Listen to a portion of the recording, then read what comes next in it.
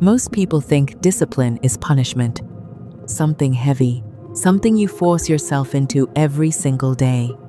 But what if that's exactly why it never sticks? What if discipline isn't about forcing yourself, but actually training your brain to want it? Here's the truth. Your brain doesn't hate doing the work. It hates starting. You delay the workout. You avoid opening the book. You scroll instead. But the second you actually begin, it's never as bad as you imagined. Psychologists call this activation energy. Your brain's just trying to save you from effort. So here's the fix. You don't need discipline to finish. You only need it to start. Tell yourself, I'll just do 5 minutes. That's it. 5 minutes feels safe, no resistance. And once you begin, momentum takes over. You're not forcing discipline anymore. You're just slipping past the friction. You already have discipline, you just don't realize it. You check your phone without thinking. You show up for things that feel good. Why? Because your brain follows rewards, not logic. Dopamine isn't just about pleasure, it's about anticipation. Your brain repeats what it expects will pay off. So if discipline feels like punishment, you'll avoid it. But attach a small reward to it, everything shifts. Finish the task, then give yourself something you actually enjoy.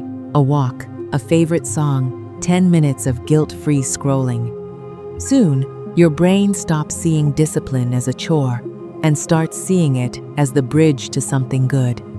This part goes deeper than habits. It's about who you believe you are. Keep telling yourself, I'm not disciplined, and your brain will quietly prove you right. We don't act on our goals, we act on our identity. So stop saying, I'm trying to be disciplined. Start saying, I'm the kind of person who shows up. Even when it's messy, even when it's small. Every time you follow through, you're not just checking a box, you're casting a vote for the person you're becoming. And slowly, discipline stops being something you fight. It becomes who you are. At first, discipline feels unnatural because it is. Your brain loves what's familiar, even if it's holding you back. But repetition literally rewires your nervous system. The more you do something, the less it costs you. Think about brushing your teeth.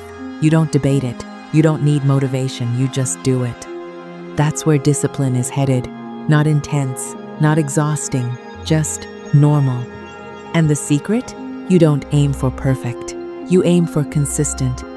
Small actions, repeated daily, don't just build results. They rebuild your brain. And if you've ever felt lazy, you're probably not. You're just overloaded. Too many goals, too much pressure, too many shoulds. When the brain feels overwhelmed, it doesn't get lazy, it shuts down to protect you. So pushing harder won't work, simplifying will.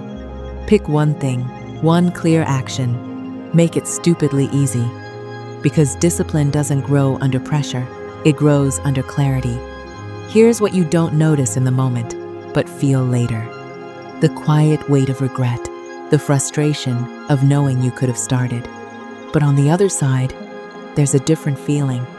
A calm kind of pride, not loud, not dramatic, just the quiet certainty that you kept your word to yourself. And once your brain tastes that enough times, it starts choosing discipline automatically, because it finally knows how the story ends. So if you've ever thought you're just not disciplined enough, that's not true.